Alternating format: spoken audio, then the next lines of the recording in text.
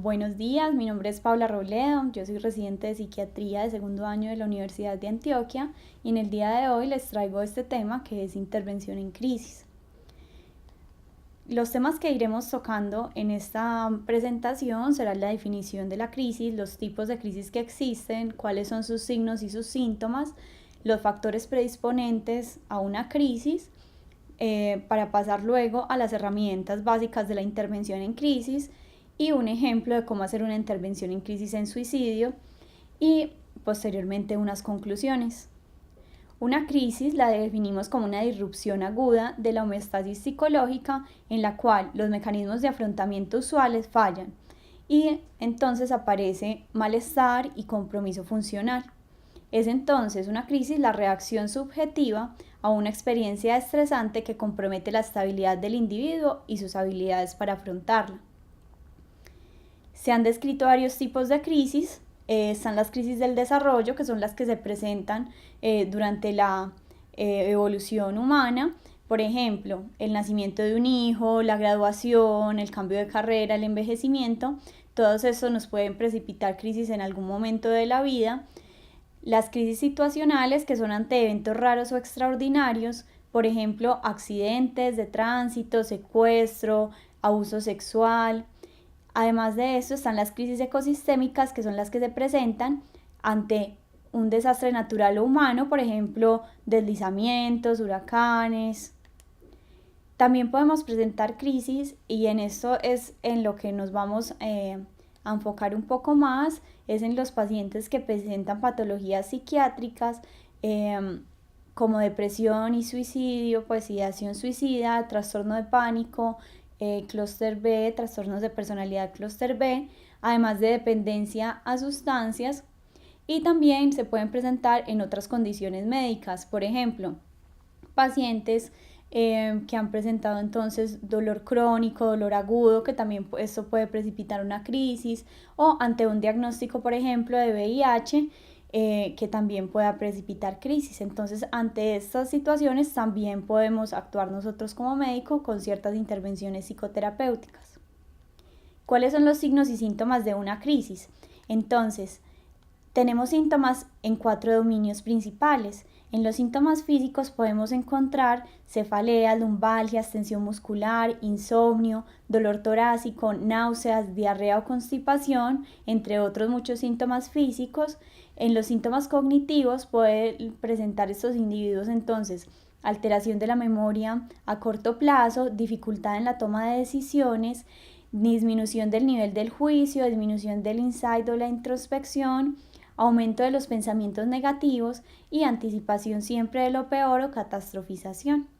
Dentro de los síntomas o signos emocionales podemos encontrar fluctuación del ánimo, podemos encontrar además irritabilidad, impaciencia, además de que los pacientes o estos individuos nos van a decir que se sienten abrumados o incomprendidos, y también podemos encontrar síntomas conductuales, entre los cuales pueden estar el bruxismo, la inquietud motora, el aislamiento social, la procrastinación, el aumento de consumo de sustancias psicoactivas o cigarrillo.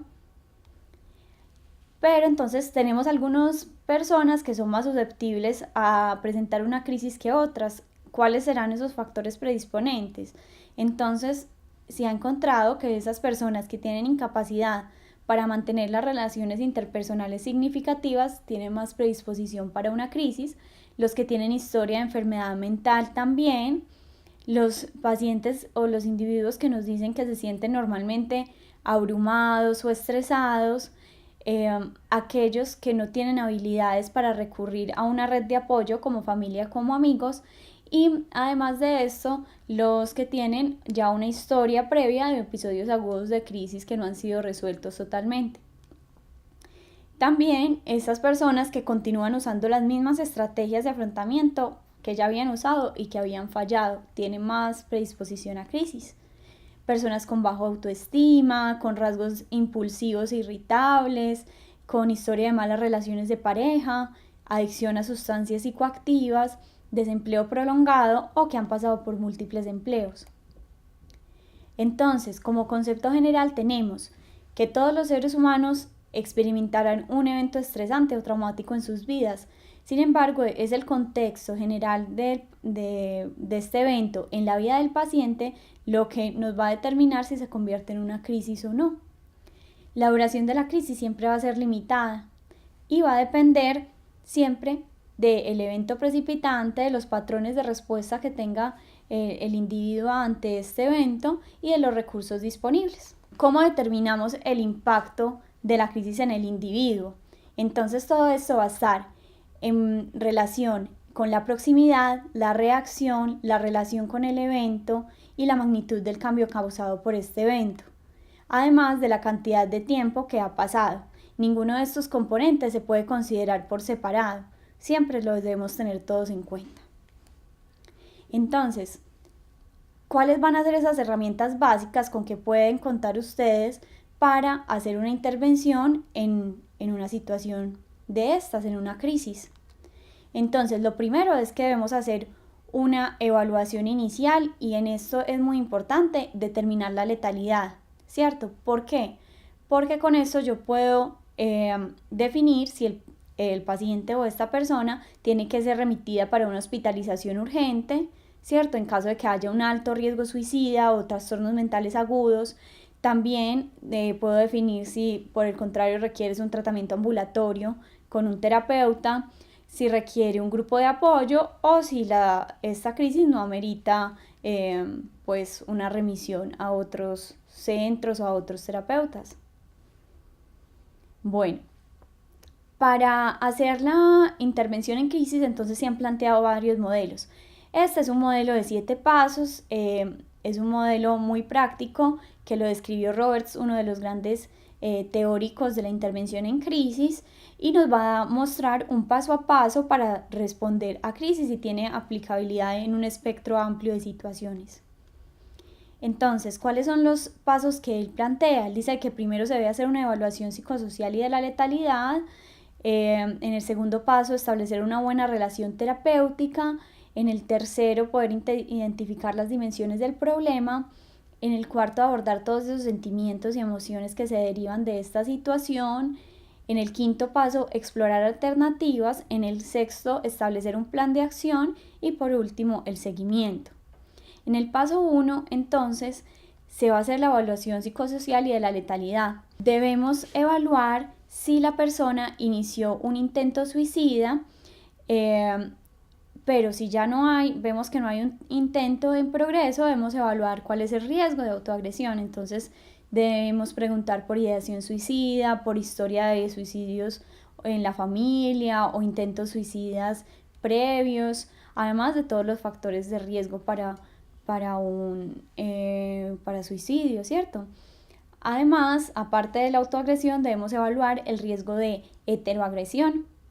Y todo esto es muy importante que lo debemos ir obteniendo a medida que el paciente o esta persona nos va contando la historia para que no sea un interrogatorio intenso y pueda haber una buena relación terapéutica desde el inicio.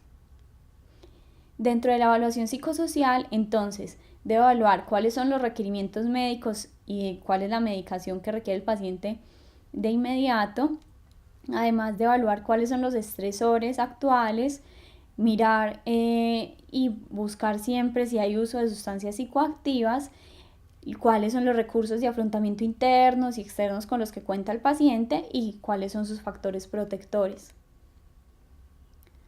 Bueno, también en el paso 2 ya vamos a continuar estableciendo esa relación terapéutica.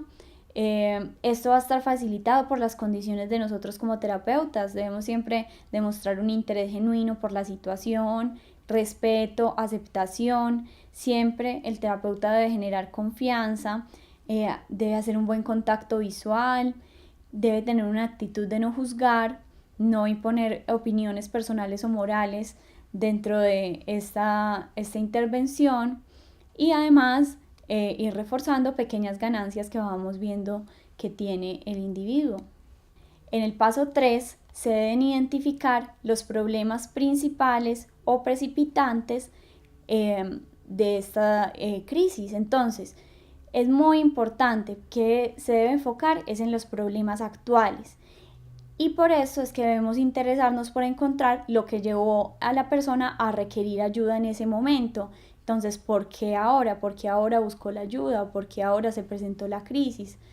Priorizar siempre los problemas para mirar en qué voy a trabajar primero. Entender cómo el evento escaló una crisis. Entonces, ahí tengo que ver cómo fue el estilo de afrontamiento del individuo. También entonces en este paso debo usar las preguntas abiertas para poder identificar bien los problemas, que el paciente me pueda contar todo. Puedo usar preguntas de terapia enfocadas en soluciones, por ejemplo las preguntas de excepción, en las que yo le puedo decir al paciente que identifique aquellas veces en que no está el problema y que mire que es diferente de esas veces comparada con la situación actual. Esto me va a generar una buena relación terapéutica porque la persona va a estar más cómoda con alguien que no se enfoca únicamente en los defectos actuales, sino en las fortalezas y en cómo había afrontado ya de manera exitosa situaciones similares. En el paso 4, entonces, es muy importante abordar los sentimientos y las emociones de estas personas y esto se hace mediante la escucha activa.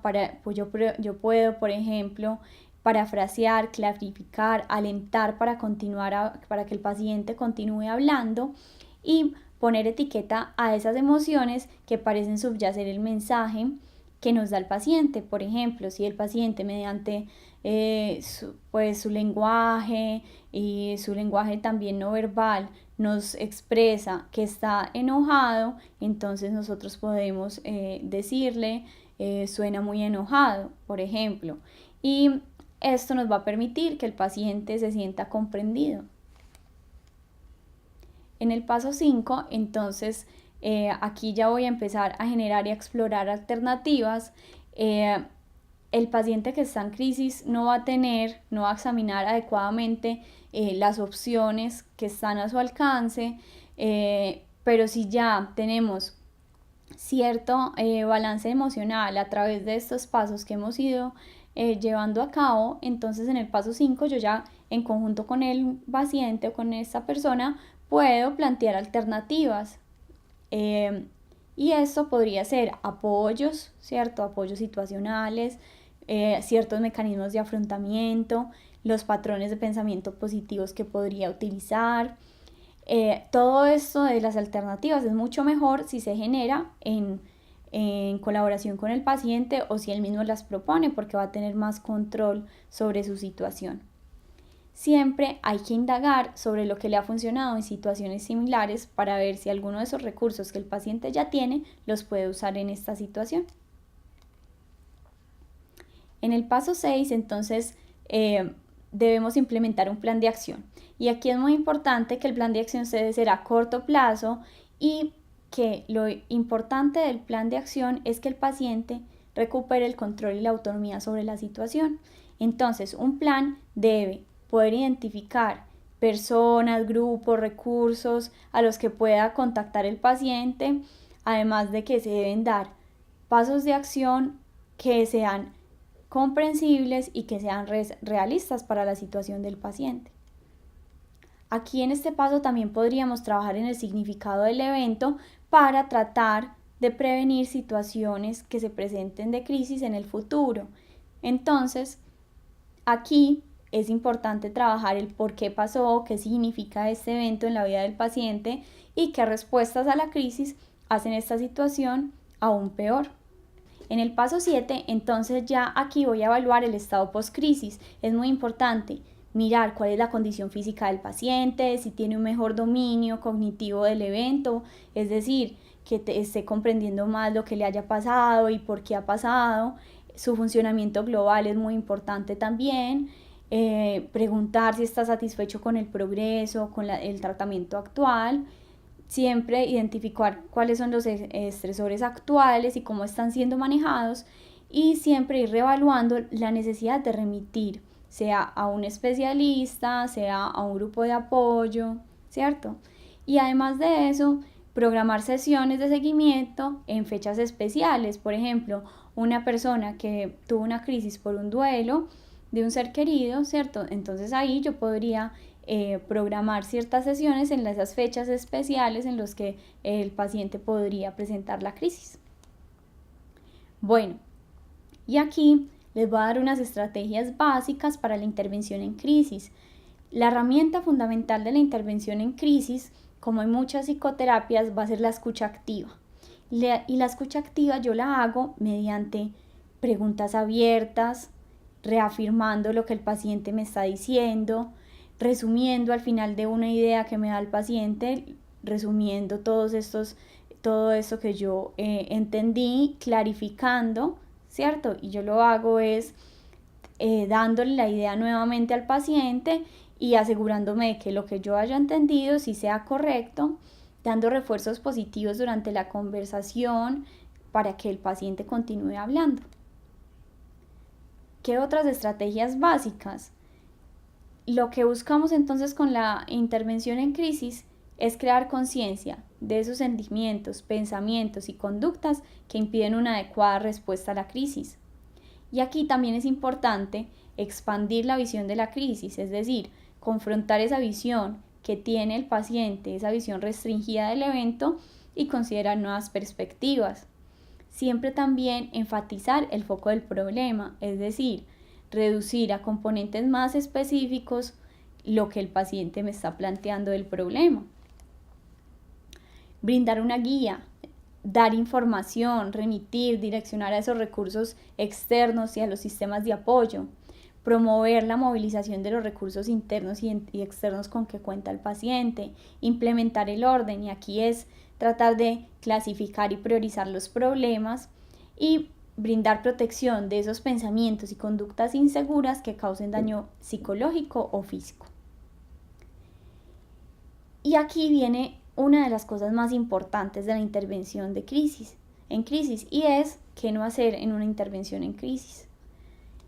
Por ejemplo, decirle que usted sabe cómo se siente, desviar la conversación a otro tema diferente al que el paciente o esta persona me está planteando, sugerir que el desastre o el evento que tuvo la persona está destinado a pasar, decirle que necesita hacer el duelo de esa situación, que se tiene que relajar.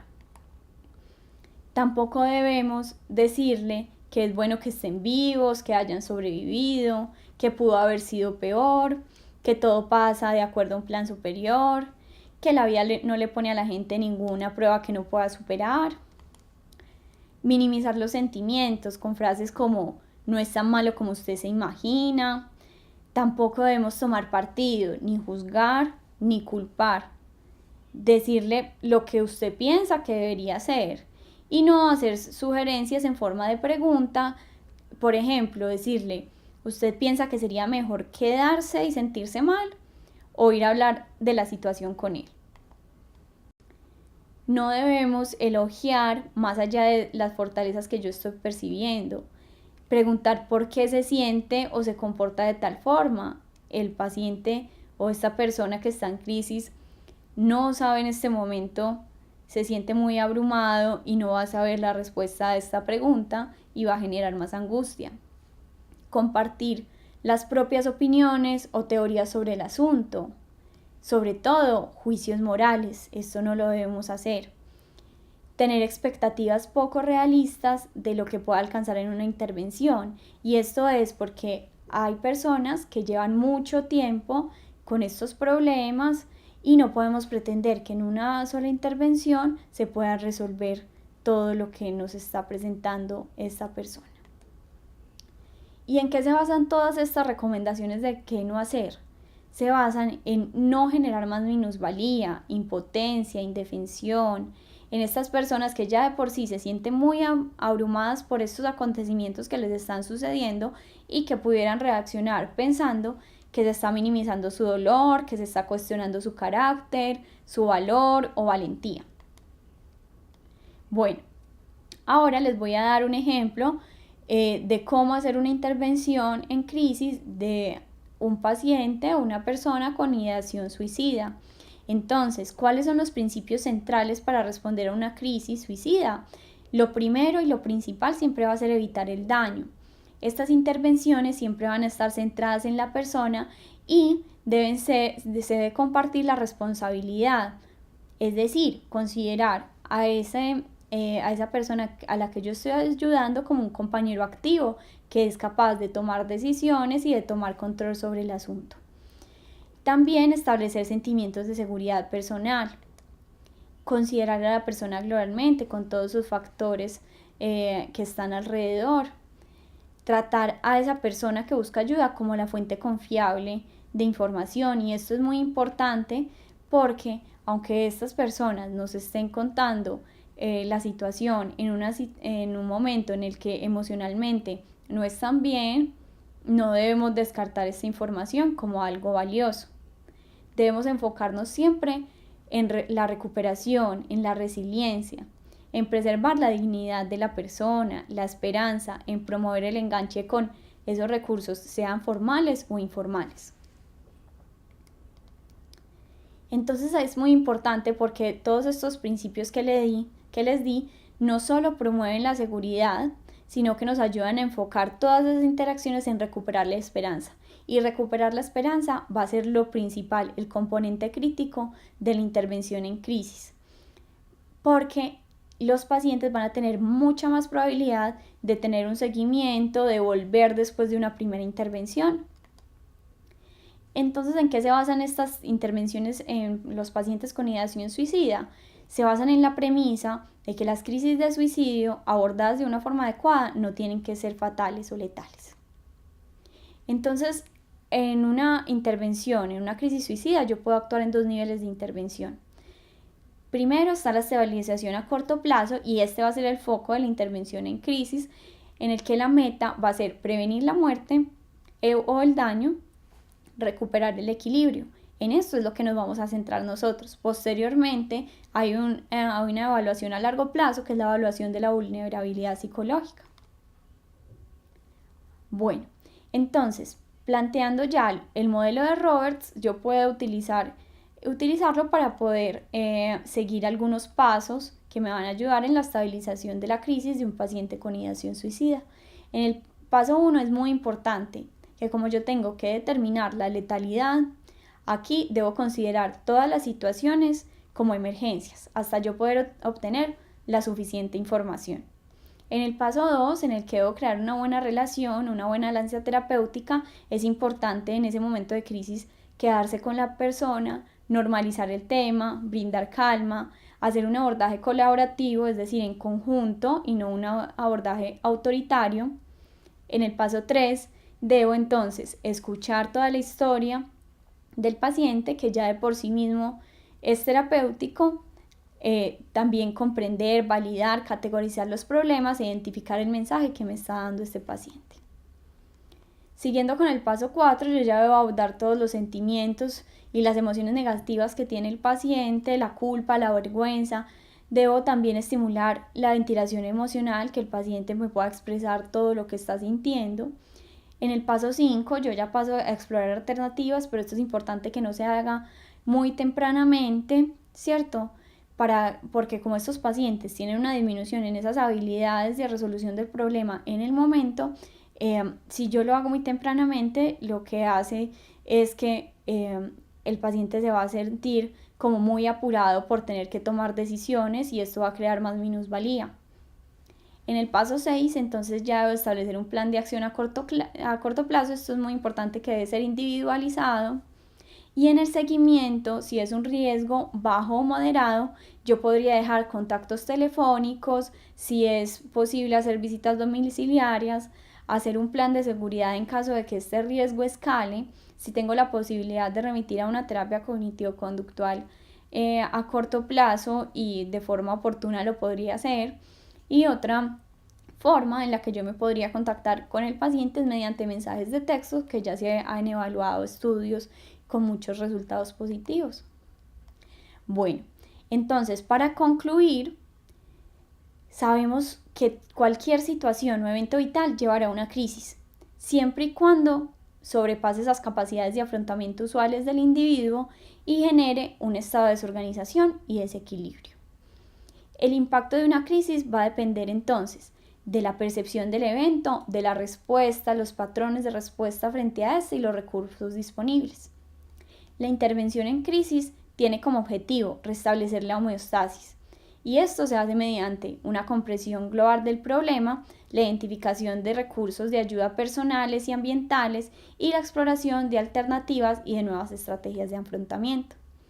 La escucha activa va a ser la herramienta fundamental en la intervención en crisis, porque esto nos va a permitir, además de establecer una buena relación terapéutica, poder tener un adecuado entendimiento del problema.